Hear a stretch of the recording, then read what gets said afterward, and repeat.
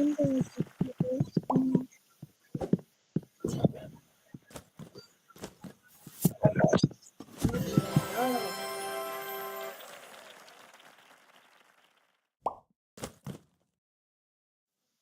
can anyone hear me? Yo.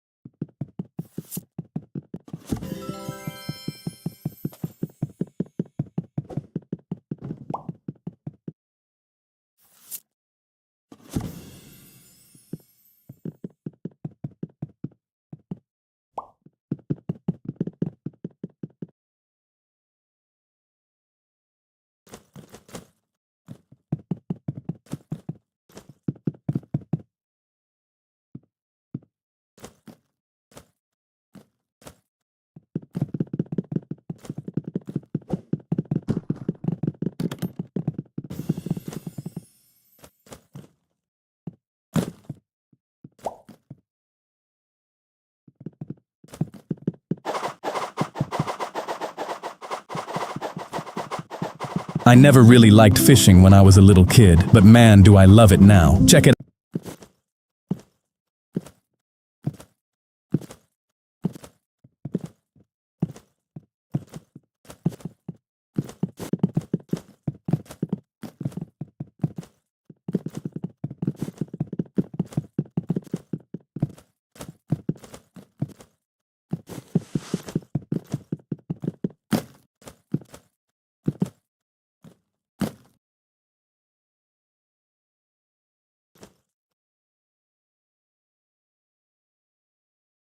Check it out, Dad. I showed him my bait, which was a huge worm. This guy's fatter than normal. It's sure to catch something. My dad grinned at me. Check out what I'm using. I cracked up. That is the most miserable, pathetic-looking worm I've ever seen. How much you want to bet I catch something before you, big shot? I'll take that bet, Dad. We both sat in comfortable silence and waited. Then he felt a pull first. Haha, I knew it. My pathetic worm wins out.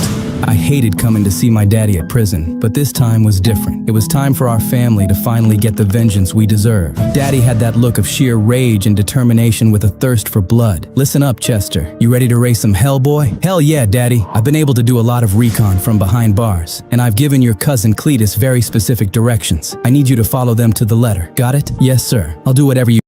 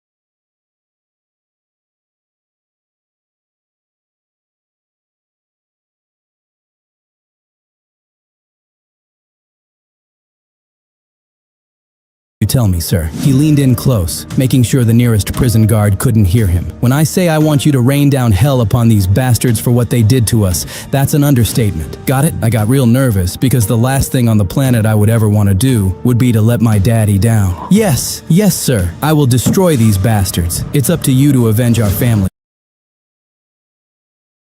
Son, we're all counting on you. The reputation and survival of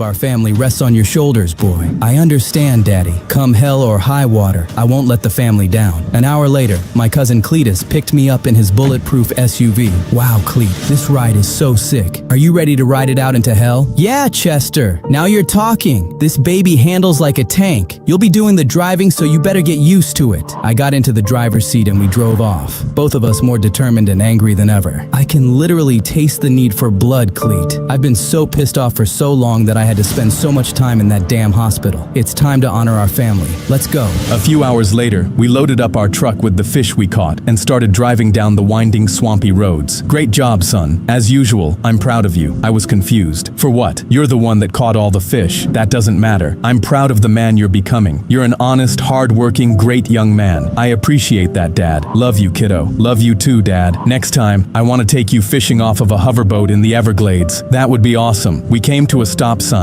took a right turn, then through my side mirror, I saw an SUV rapidly approaching behind us. My dad hit the gas and got our truck up to about 45 miles per hour when the SUV sped up next to us, and I saw the passenger side window come down and a man wearing a ski mask aimed a gun at us. My dad saw it and swerved. Hold on! My dad tried to escape the SUV, but they were right next to us. We floored it and sped up ahead. Then the SUV charged up right next to us. The masked gunman aimed his shotgun down at our front tire and boom, boom, he shot out our front tire. My dad yelled out, "Hold on tight, we might flip." My dad struggled to maintain control of the steering wheel, but lost it. I put both of my hands on the dashboard to steady myself, but our truck veered off of the wet road, spun out, and flipped over onto its side. I hit my head on the roof of the truck and saw black. I woke up to the sound of footsteps crunching on broken glass, looked up, and saw Chester with a weird-looking contraption wire around his jaw and head. The masked gunman was standing next to him as my dad and I were sprawled out on the pavement. My knees were both badly cut up and bruised, and I felt a shooting pain traveling up my back. I gritted my teeth, glanced over, and saw my dad was trembling in pain from the wreck, and his arm was bent in a terrible shape. He glanced at me and whispered, "Stay strong, son." Chester glared at me and grinned. I have been waiting a long time for this day. The masked man took off his mask to reveal a man with a spiderweb tattoo below his eye and a mohawk. "Your daddy would be real proud of what you're about to do, Chester." "Thanks for saying that, Cletus. Take out your phone and start filming." Cletus followed orders and handed over his shotgun to Chester. My dad knew we could do nothing, so he flipped off Chester. "You're a pathetic, weak man, and you always will be." Chester's grin faded. "And when you lay your head down to rest every night, you will see my face watching you and reminding you that you're at heart just a little bitch." I felt insane fear, not so much for myself, but for my dad. Chester aimed the shotgun down at my dad. Revenge is best done served cold. He opened fire, and I looked away. A surge of pain rushed through me, and I couldn't help but weep. I grabbed onto my dad's lifeless hand and had flashes of myself as a little kid, and him doing all the kind things he did for me. The time he brought me back toys from a business trip, or the Sunday mornings he'd make blueberry pancakes for me, and we'd watch cartoons and laugh together. Those memories hurt my heart that much more. I was overwhelmed with loss, and in that moment I thought, I'd be better off leaving this planet as well, just so I could join my dad. Chester and Cletus grabbed me and dragged me further into the swamps. Cletus giggled. "I did this to my high school bully when I was around your age. My daddy calls it stringing up a sardine and using it for bait." Chester let out a loud cackle. I felt a strange, cold emptiness now that my dad was gone. I had gone from feeling the pain of it to focusing all of my feelings on what I needed to do now to survive. My knees were on fire with how bad they were stinging, and I couldn't walk. They dragged me out to a tree that had a long rope attached to the end of a branch that hung over a swampy lake. They tied my wrists to the rope and shoved me out towards the end of the branch, so I was dangling by my wrists over the lake. I felt an intense strain on my wrists as they were holding my entire body weight. Chester took one last look at me. That's what you get for messing with the wrong family, bitch. They both started walking away, and I called out to them, "Hey Chester, I know you think this will be the last time you see me, but it won't be. I'm coming for you." They both laughed. Yeah, right after those 3 alligators eat your face off, I looked down and saw 3 large gators circling below me. I looked up at the rope and saw that it was starting to tear. I desperately tried catapulting myself over to the shore, but the rope wouldn't budge. I was truly stuck. I swung my legs up towards the tree branch, trying to latch onto something, and failed. I heard gator teeth chomping down, showing the power of their jaws and scaring the living hell out of me. I stopped swinging and tried to calm down my body so I didn't get too exhausted. The rope slipped and broke another inch, and I was now hanging on by a thread. I was well beyond horrified and completely out of options. I quietly prayed to God and to my father's spirit. I got choked up thinking about him and how he went out. Whoop! The rope slipped down another inch, barely hanging on by a thread at this point. The gators were chomping louder and harder, knowing that their prey was inches away from them. I had to lift my legs and bend my knees just so they wouldn't leap up out of the water and bite onto my ankle. I grimaced in agony as the scorching hot sun beat down on my face. I glanced up at the rope one last time and saw it snap.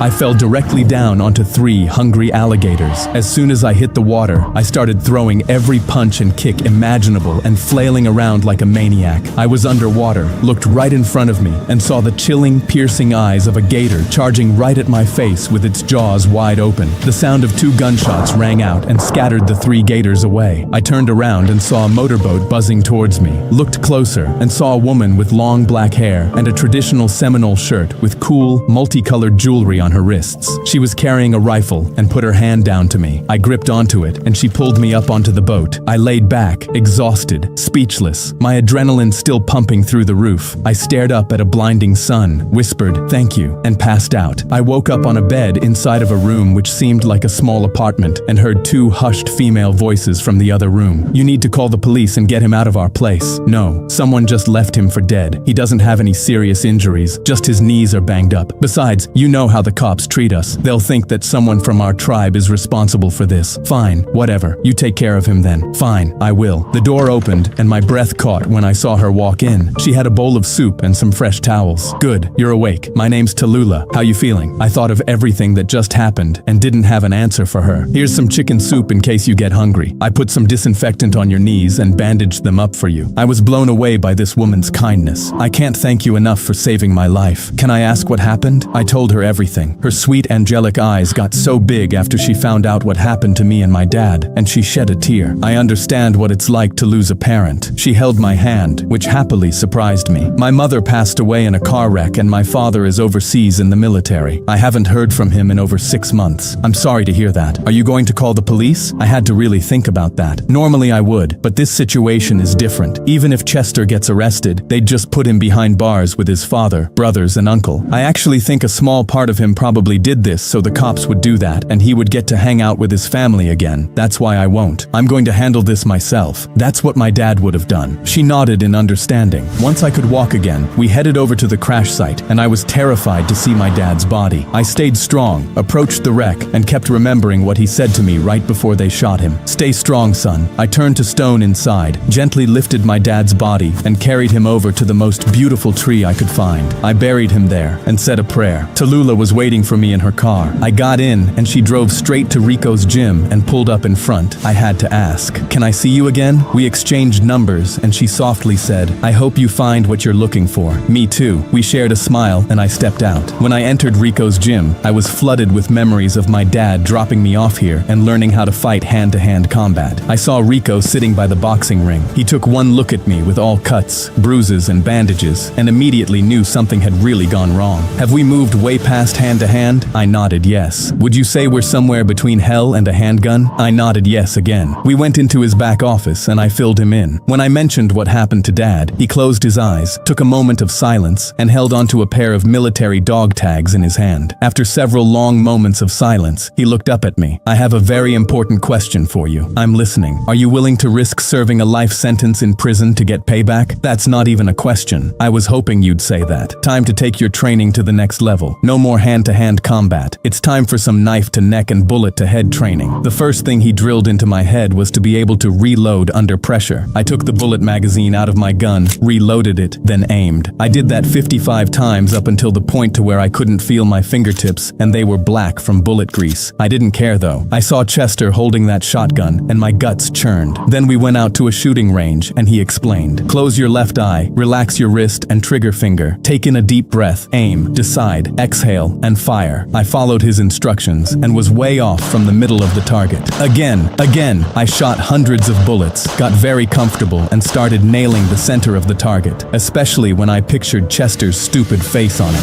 Cletus and myself sat across from the Seminole Reservation in our SUV. Damn, Cleet, you smart as hell, boy. I never would have thunk to cover my tracks. I would have just drove on home, sat on my couch, sipped on some moonshine and turned on the YouTube. It wasn't my idea. It was written in your daddy's instructions. I'm just following what he said to do. My daddy's always been so smart. He's smarter than Albert Einstein. Do you think I done made him proud? I think so, but you about to make him even more proud. Hell yeah, gotta honor the family. That Seminole girl kinda fine, right? Yeah, I'd like me some of that for sure. I always laughed at my cousin Cleet, that boy be pimpin'. I can't believe he survived them gators, man. That girl must have helped him out for sure. I ain't never been helped out by no girls. They always ignore me. You'll find you a pretty little wife someday. I got other things to do first. So what do you want to do about this? The only thing there is to do, which is exactly what my daddy would have done. Raise hell and get mine. Your daddy would be so damn proud of the way you talk, Chester. Let's go, boy. I grabbed my handgun and a taser just in case she wants to get a little feisty. We slipped on our ski masks, then waited by the front door. After about 20 minutes, the front door opened and Cletus charged in first. I still have a wicked limp from staying too long at that dumb hospital, so I was always a step behind Cleet. Go! Go! We rushed inside and saw the cute one cooking, and what looked like her sister was being handled by Cletus. Get your filthy hands off of me! The cute one done hurled a pot of steaming hot water from the stove at me, and I barely ducked in time. Damn, I like 'em feisty. I aimed my gun and put a bullet in the wall beside the cute one's head. Both girls stopped cold, looking all scared. I loved seeing them shake and squirm and all. It gives me the goosebumps, the good kind. Alright, now that I have your attention, here's what's gonna happen. You're gonna call up your new little boyfriend and get his ass over here. My cousin and I have a job to finish. The second I saw I had gotten a text from Tallulah, my heart skipped a beat. But something seemed a little weird because she asked me to meet her at an abandoned theme park out in the swamps. I told Rico, and he grew concerned. "How long have you known this girl? We just met, but we shared something really intense with her, saving my life and burying my dad and all. But you're right, something seems off." Rico thought about it. "If it is a trap, we could use it as an opportunity. Text her back and tell her you'll meet her there." Tallulah and I made plans to meet in front of the House of Mirrors. Rico and I scoped the abandoned amusement park from a few hundred yards away through binoculars. Then my heart sank when I saw Tallulah and her sister being shoved by Chester and Cletus towards the House of Mirrors. Yep, definitely a trap. Here's what we're gonna do. Walk up to the front entrance, pretend that you think it's a date. I'll be nearby, ready to attack. If one of the guys comes out of the entrance, you take out the first one. I'll rush in and take out whoever's left. Copy, copy. An hour later, I walked into the abandoned amusement park through a hole in the chain link fence. I was dressed like I was going on a date. I held a bottle of wine in case they were watching. My handgun was behind my back in my belt line. My hands trembled as I waited. Then Tallulah approached me from the opposite direction, fear in her eyes. "Hey," she nervously said. "Hi." I felt terrible that she got dragged into this and knew she couldn't just tell me the truth because they had her sister. "Do you want to go inside and check it out?" I kept my hand behind my back near my gun, ready for anything. "Sure." We took 2 steps towards the entrance and she stopped, pulled me in close and whispered, "Chester and his cousin are inside waiting for you. They have my sister. I appreciate you telling me and don't worry. I already know. Just go in and when bullets start flying, duck down, grab your sister and run out as fast as you can. It won't be that easy. They have my sister in some kind of contraption. If she moves, she's dead." I froze. Definitely did not expect that. My fear deepened. "Okay, I'll figure it out. Let's go in." We entered and saw a terrifying room that was dark, except for a wide open space that had hundreds of mirrors reflecting in different directions. I saw her sister tied to a wooden chair and crying. She had a gag in her mouth and there was a rope that was tied around her neck. Then I looked to my left and saw Cletus. He was wearing a face mask with a skull on it and aimed a shotgun. Then he moved and completely disappeared. The reflection of the mirrors was creating wicked delusions. Then I saw Chester through a mirror, standing right next to me. He was wearing a freaky-looking Killer Clowns from Outer Space outfit and he was grinning. I quickly pulled out my gun and aimed it at him. Then he also disappeared. I was trapped in a nightmare of illusion. Chester called out, "Hey buddy, so glad you you could make it. First, I just wanted to congratulate you for surviving the chomping alligators. That must have taken some serious balls. Good job." As he spoke, Tallulah and I walked around the space, searching for the real Chester, not a reflection. "And you even got a little girlfriend out of the deal. She likes me, but she's not really my type." I saw what I think looked like the real Chester in the corner of the room. I quickly aimed and took a shot. I busted the mirror to pieces. Chester laughed. "Way to go, John Wayne." I looked to my left and saw Cletus's reflection approaching me.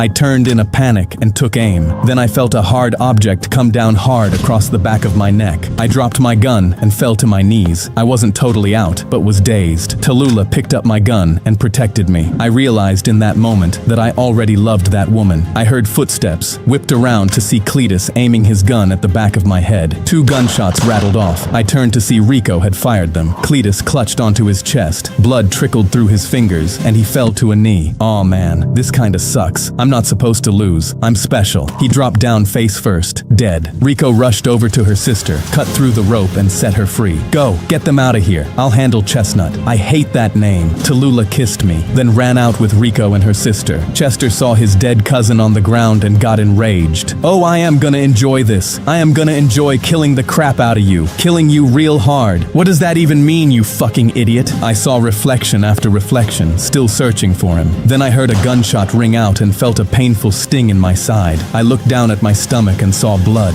Then I realized where dumb little Chestnut was, based on where he shot the bullet from. I charged towards the left corner of the room, then saw the reflection of Chester's scorpion tattoo on his wrist, and realized that it wasn't actually his reflection. It was him. "You about to be real dead, you fool." He aimed his gun at my head and pulled the trigger. At the very last split second, I moved an inch to the right, missing the bullet by half an inch. He knew he was screwed because I had gotten too close. Aw, crap, man. I grabbed his wrist, pulled him out into the open and slammed a right hook so hard into Chester's face, his jaw that was broken from before, broke again in 11 new places. I kicked him so hard across the ribs, I heard 3 of them snap. I grabbed the back of his head and slammed his face into the mirror, shattering it into hundreds of pieces. I dragged him across the floor and thought about how ruthless he was with my dad and how I wanted to get my payback. Chester knew that I had the upper hand and grew terrified. "How could you bully me like this? It's not my fault that I was born as a smaller person, man. Shut the hell up, you little dick. I don't have a father anymore because of you." I felt a sharp sadness arise in my gut and felt the sting of the gunshot wound on my side. I looked stupid little Chester in the eye and thought about what to do. Then it clicked. It would be way too easy to just kill you, and it would be way too easy to take you to prison so you can be with your dad and brothers. So the only option I can see is complete paralysis, so you live in abject hell for the rest of your life, you sloppy turd. I pinned his face down into the floor, slapped on a wicked jujitsu move, and that did the job. He wouldn't move again from the neck down. I dragged him out in front of Rico, Tallulah, and her sister. Chestnut here had a little accident with his spine. We tossed Chester into the trunk, and I found the meanest, nastiest long-term care facility I could find and dropped him on their doorstep. The next day, I went to visit my dad's grave with Tallulah and Rico and knelt down to him. "Hey Dad, I'm happy to say our little situation has been handled, and I know you're looking down, and I hope you're proud of me." I saw a blue jay land on the tree beside me, and I smiled. It looked right at me and tilted its head, just like my dad used to do. I kissed his grave. "I knew you were watching." 6 months later, I stopped by Rico's gym. He looked up at me from the boxing ring and smiled. "Well, look what the cat dragged in." "Hey Rico, so, since my dad's not around, I have a bit of a problem." "What is it now?" "I need someone to walk me down the aisle at my wedding." He smiled as Tallulah walked in behind me. Rico looked at both of us, happy as can be. "I'd be honored." The lights to the gym suddenly cut out. The only light was from the front windows. I heard a huge explosion from above, looked up and saw 10 armed gunmen in ski masks lowering down into the room, machine guns aimed. Above them, being lifted down by a wire, was stupid little Chester in his remote-controlled wheelchair. Seriously? Chester's back, bitches!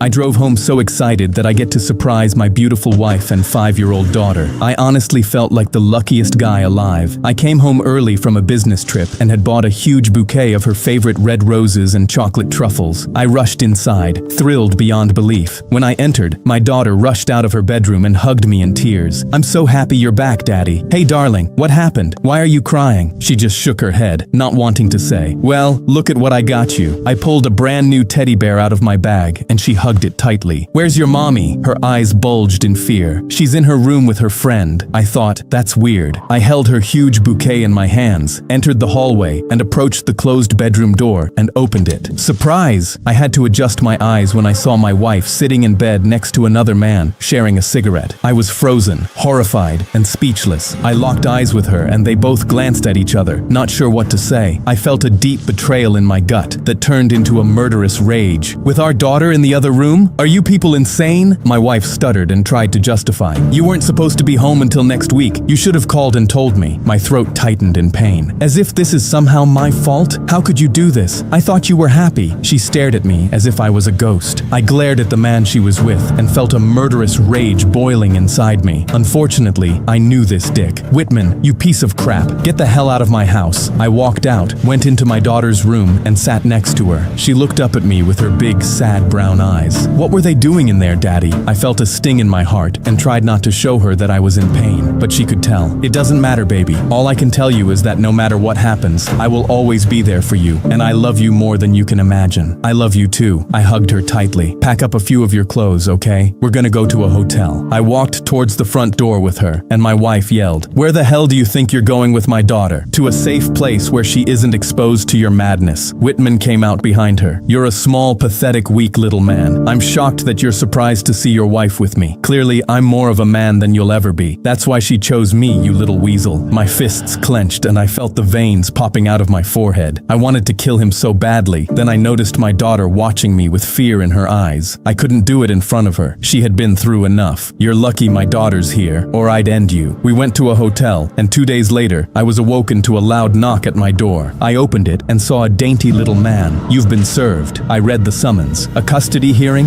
What?" I sat in court and watched Whitman's lawyer prance around and lie his face off. "Your Honor, this man is an unhinged drunk and a serious danger to the well-being of his daughter." I was horrified. I screamed out to the jury, "Everything he just said is a complete lie. Just ask my daughter." "We object, Your Honor." Sustained. I covered my face with my hands in horror. A week later, the judge spoke. "Will the defendant please rise? After hearing both sides clearly, I am giving full custody of your daughter to your wife." My heart sank. Then I saw my poor, sweet little angel fall to her knees and weep. "Please, let me be with my daddy. Please, I want my daddy." Her weeping tore my heart in half. I tried to comfort her. "Stay strong, darling. Daddy will always be here for you. It'll be okay." A month after the trial, they moved into Whitman's big mansion on his private island, and I was left with nothing. But I was not about to go down easily and lay down and die for these jerks. I had to make a plan, so I sat across from my FBI agent friend, Argento. "Whitman's having a dinner party on his island tomorrow night. I'm going undercover so I can sneak on, kidnap my daughter back and take her to live in Italy." He looked at me like I was completely insane, which I was. "I'm only telling you because I know you hate Whitman as well." He nodded. "Yeah, I do believe he's an excessively corrupt individual. That's why I'm gonna do you a huge favor. I'm gonna break into his safe and take pictures of all of his transactions. You'll have everything you need to bring him down." He grinned, excited at the possibility. "What do you need from me?" "A speedboat." The next day, I snuck up to a small cove near the shore of Whitman's island and started changing into my catering outfit, bow tie and all. In exactly 24 hours, Argento has arranged for a speedboat to pick me up at the shore. In my backpack, I had a marine GPS, a handheld radio, a flare gun, a prepaid cell phone, a small dive flashlight, a safe cracking mechanism, and a knife, just in case. I had also dyed my hair blonde and grew a goatee, just in case I served my ex-wife. Plus, I paid $600 for 2 Italian passports and 2 one-way tickets to Italy. I made sure everything was in my bag, went to leave the cove, then saw a Latin man glaring at me. "What are you doing back here?" "Oh,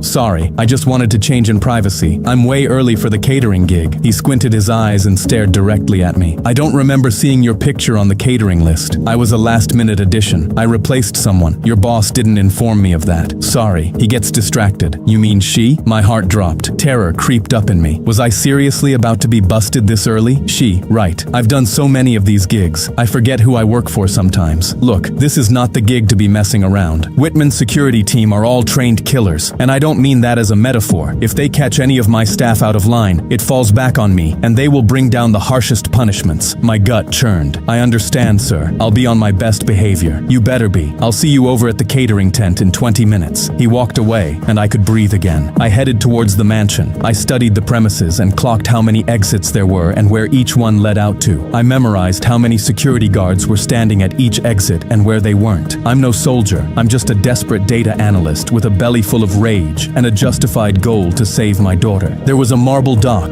a gravel road, and the main house was the size of a small hotel. There was a guest compound, a helicopter pad, and a service area where the catering trucks were already unloading. The security men wore dark polos and walked the perimeter on a 20-minute loop. There were 6 of them I could count, plus the head of security, a man named Burke, who was built like a refrigerator covered in tattoos. I checked in with my boss. Go work on making salads. I made my way into the kitchen, and as I stepped into the hallway, I saw my ex-wife, Whitman, and my daughter, Sophie, all being let in from a back door. My heart sank as I watched this asshole holding my daughter's hand. I could tell by the look on Sophie's face, she was forced to hold his hand. My ex-wife had a cold, stoic look that showed me her new life was not all it was cracked up to be. I kept my head down as I passed them, and they didn't even acknowledge I existed. I was the help, and Whitman acted like the powerful elitist. These types pretend the help doesn't exist. My anger grew after seeing this loser prancing around my daughter as if she owed him something. I felt the sadness coming from Sophie and wanted to just grab her in my arms and run away, but I knew I had to be smart. I whispered to myself, "I'll get you out of here soon enough, darling." There were about 50 guests here for dinner, and I was assigned a table far away from where my daughter was at the main table. I waited for dessert, then slipped out of the kitchen with a tray of glassware, walked the long way around the back of the house, set the tray down behind a hedge, and went up the service stairs into the back of the West Wing. I snuck into Whitman's office, checked for any surveillance cameras, made sure the coast was clear, and went over to his safe. I plugged in my safe-cracking device and saw the numbers start turning, trying to locate the secret code. Each minute that went by felt like an eternity. The safe cracker read 70% solved, then 80% solved, then 90% solved. The door handle to the office opened up and I ducked down behind Whitman's desk. I managed to hide the safe cracking device with a folded napkin, so whoever was inside wouldn't be able to see it. I peeked around the edge of the desk and my guts went into knots when I saw Whitman enter and approach his desk. I curled up, closed my eyes, and hid below his desk in a panic. I held my breath, terrified. I could do serious prison time if I got caught right now. From my POV, I could see his feet on the other side of the desk. He went to search for something, didn't find it, then made his way around to the front of his desk, a lot closer to where I was hiding. I curled up into the tiniest ball I could and stayed as still as possible. He was 2 feet away from me, and if he actually sat down at his desk, he would see me for sure. He opened up a drawer, took something out, and then my heart pounded when the beeping sound of my safe cracking device went off. It had opened up the safe successfully. Whitman stiffened. He turned to try and see where the sound came from, and I shook my head in rage because there was no way he wouldn't catch me now, especially if he sees his safe has been opened. He was about to walk over to check on his safe when his head of security walked in. "Sir, your wife wanted me to tell you that she needs you to make a toast." "Ah, right. Okay." I got lucky as hell because he walked out. I waited a few seconds, then rushed over to his safe, opened it up, and took out a case file labeled Transactions. I took pictures of every name, number, receipt, and amount of money through 10 pages. I went to text every picture to Argento, then realized I had no reception at all. This island was too remote, and Whitman didn't want anyone being able to contact anyone on the outside. I climbed out of the window, and then saw I was 1 floor above the ground. There were some bushes below, and I awkwardly climbed out of the window, dangled as low as I could so the fall wouldn't be as hard, then dropped. I landed hard on the grass and turned my ankle a bit. Ah, crap! It wasn't a bad sprain, but it hurt. I stood up, turned the corner of the house, and bumped right into Burke, the head of security. "What the hell are you doing here?" "Hello, sir. Sorry, I was looking for the bathroom and got totally lost." He glared at me. As I grew terrified, he'd know I was lying. I looked down at the ground, and he got closer to me. "I smell bullshit. Why are you all nervous? I've just heard that you guys are seriously badass dudes that are not to be messed with, and I guess it scares me." It did. His hard exterior broke into a smile, and he smacked me hard on my shoulder. "That's right, don't you forget it. And the bathroom's that way, idiot." He walked away, and I let out a sigh of relief. I made it back to the catering truck and saw my boss. "Where the hell have you been?" "I just called security. I was searching for the bathroom, sir." "Stop lying. Our portables are right there." He pointed to the portable bathrooms, and then I saw Burke and 2 security guys approaching us. Burke saw me. "Yeah, I already saw that dope. He's fine. My boss had it out for me." "No, he's doing something weird because he knew the bathrooms were right there." Burke tensed up, glared at me. His security guards also stared daggers at me. I didn't know what else to do but run. I took off in the opposite direction and made my way towards the back of the house. Burke and his 2 security guards chased me, but I was a lot quicker. All that muscle definitely slowed them down. I made it to a a side window and hid behind an air conditioning generator. The security guys passed by me, and as they did, I heard Burke speak into his walkie. "We got a code 9. We got a code 9. Don't alert the guests just yet, but be on the lookout for one of the wait staff." I waited for them to pass, then quickly snuck into a back window. I just needed to get my daughter, convince her to come with me, and then make it to the speedboat across the island. I rushed into the hallway and started searching through each bedroom door. I needed to change clothes quickly since they would be looking for a waiter. I found the master bedroom and rushed in and closed the door behind me. I can't believe I was about to steal a suit from the asshole that stole my wife, but desperate times call for desperate measures. I went into his closet, found a slick black suit, and quickly put it on. I stepped out of the closet and saw my ex-wife staring at me in shock. She instantly recognized me and dropped her champagne glass. My disguise did nothing for me being this close to her. "What in the hell do you think you're doing?" Flashes of everything she'd done put me into a state of murderous rage. "I should ask you that, you traitor." Her eyes bulged because she knew I was speaking the truth about her. There were a few things I really wanted to know. "Did you plan destroying me together?" "Don't be ridiculous. You methodically, strategically lied about me at a live trial, by the way, and committed perjury. And you're calling me ridiculous? Why do you have on my husband's suit, weirdo? Are you really that sick? You're trying to be like him now?" "No, I don't give a shit about his suits. I came here to finish some business, and I need to blend in." "Do you really think Sophie doesn't know the truth about you and your sicko new husband?" "Sophie knows exactly who you really are, because you've been lying to her, poisoning her with so much bullshit, and you're too dumb to know that she's too smart to believe it. My little girl knows exactly who I am based on how much I love her, and I bet that terrifies you." She turned cold. Part of her knew I was right and didn't want to admit it. "Why are you really here and what are you planning?" I grinned, even though I was so pissed. "You'll see." She grew terrified, then darted for the bedroom door. I cut her off, grabbed her by the arm, walked her into the bathroom, shoved her inside, and barricaded the door so she was never getting out. "Let me out of here right now. I will have you killed. Let me out." I checked my dumb suit in the mirror, then walked out. I kicked in all the bedroom doors and didn't see Sophie in her bedroom or any of the guest rooms. I entered the main ballroom area as if I truly belonged there and grabbed a glass of champagne. I had taken my fair share of acting classes and knew how to look important and blend in. I just had to sell it long enough to find Sophie and get out. I passed by a few guests and they stared at me, wondering who I was and how they knew me. On my way to the other side of the house, I ran into a bald man that was loaded with jewelry. I tried to walk past him, but he gripped onto my arm. "Where do I know you from?" I put on a slight British accent. "You don't. Whitman brought me here for reasons that I cannot explain.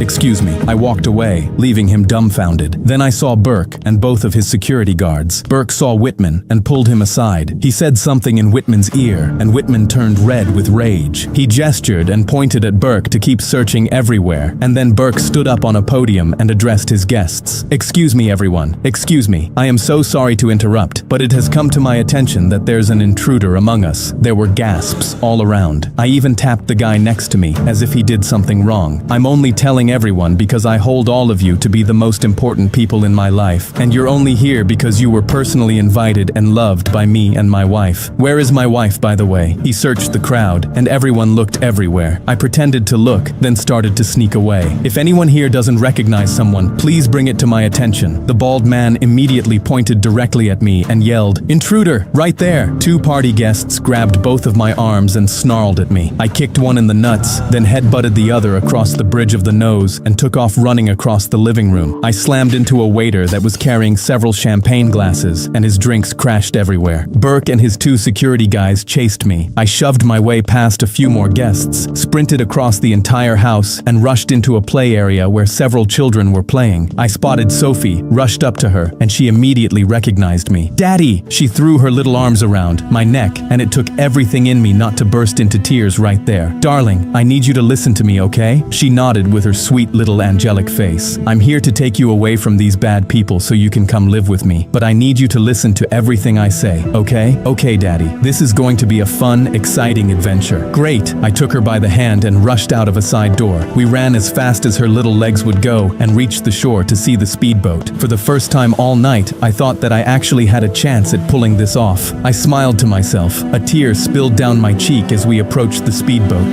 Then my heart almost exploded out of my chest when I saw and heard the loudest explosion of my life. The speedboat burst into flames, and I had no idea how it happened. Sophie and I got sprung back off of our feet and landed in the sand. I was devastated. I got so close. Sophie started started crying out of sheer fright. I looked back behind me and saw Burke holding a remote-controlled detonator and grinning from ear to ear. He called out to me. I know it's a little early for fireworks, but I always loved a good show. Before they could reach us, I quickly whispered to Sophie, "Run and hide on the other side of the shore and wait. I swear to you, baby girl, I'll find you." She quickly took off running and was able to escape before Burke and his 2 security guards arrived. I quickly hid my burner phone that had all the photographic evidence underneath the sand and marked it off in my mind where it is, so I would be able to find it. It's about 3 feet away from a wooden post. Burke grabbed me, shoved my face into the sand, and zip-tied my hands behind my back. "Got you, you little bitch." They dragged me behind the house and into a small shed that had power tools all over the wall. They sat me down in a chair, and Burke didn't speak a word. I was trembling in horror, but did my best to cover it. He wrapped his hands in gauze and proceeded to start slamming punches across my face and into my gut. All I could do was grit my teeth and hope my body held up long enough to survive this onslaught. Burke had a lot of fun beating on me. I thought I might as well try and get in his head. Maybe give myself a chance of escaping. I spit out some blood and smirked at him. "I bet you think you're pretty tough beating up on a tied-up man, don't you? Tied up or not, I would own you. Start talking. Why are you here?" "I know why he's here." Whitman stepped out of the shadows. "What I'd like to really know is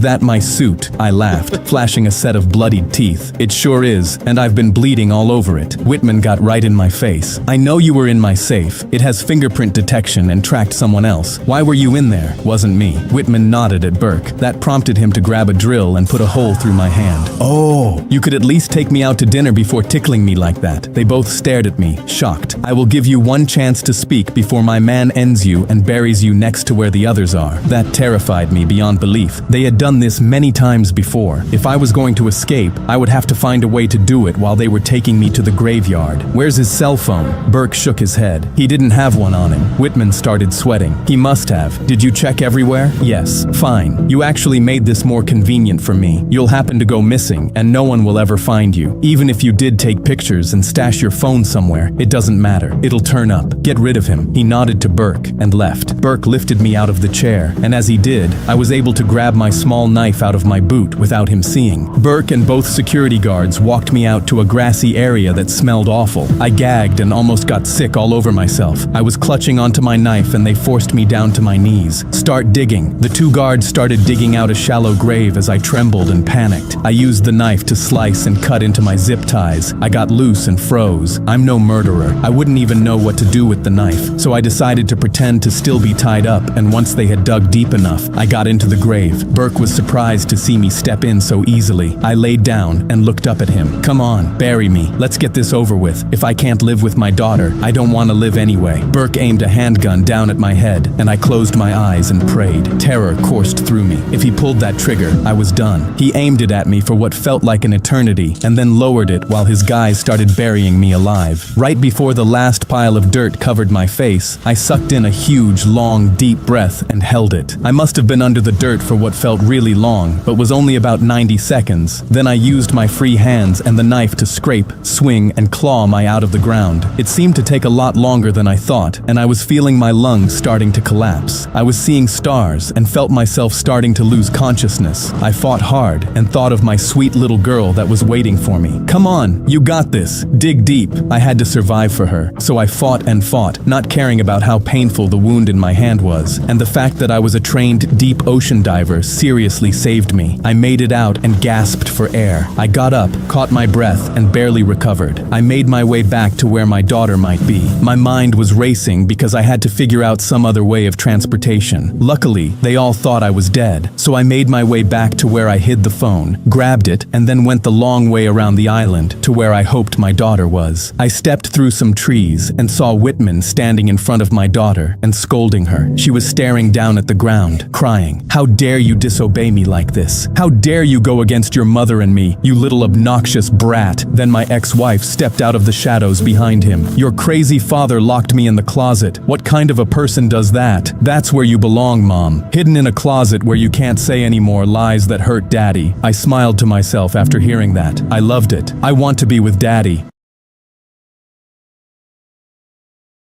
I want to go home. Instead of getting sad, she turned to Whitman, took a step towards him, and kicked him as hard as she could right in the nuts. Whitman keeled over to his knees in agony. Then my daughter tried to run, but he tripped her. He raised his hand like he was going to hit her, and I lost it. I saw red, clutched onto the knife and charged at him. "Yo, mother effer!" He was shocked and horrified when he saw me. So was my dumb wife. I held my knife high, gritted my teeth, and brought it down upon him. "No one lays a hand on my daughter, you piece of shit." I plunged it into his chest, and he dropped. I stared down at him. My hands were shaking. I turned to my daughter and pulled her in close. My ex-wife gasped and covered her mouth in shock. My daughter ran to me and tightly hugged me around my waist. "It's okay, darling."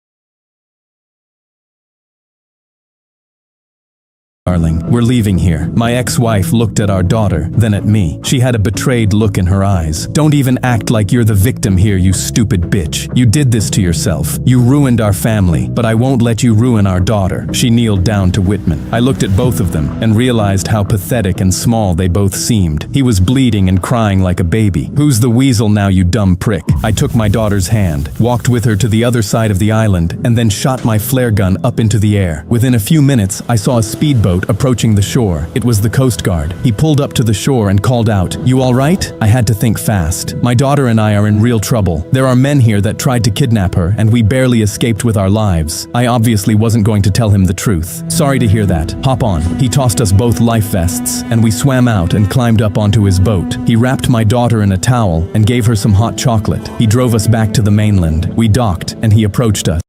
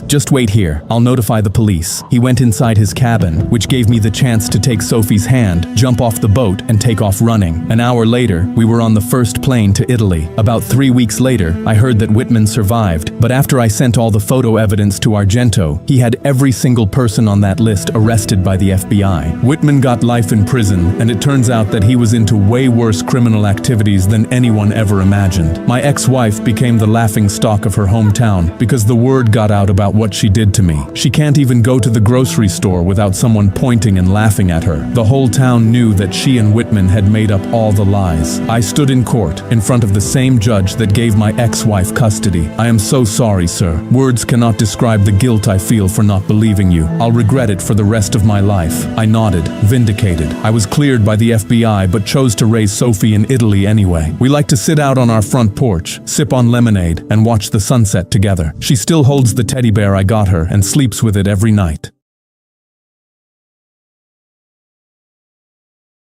Happy birthday, darling. Blow out your candles and make a wish. My wife Claire and my 12-year-old daughter Angie stared at me, waiting. I looked down at my cake and the burning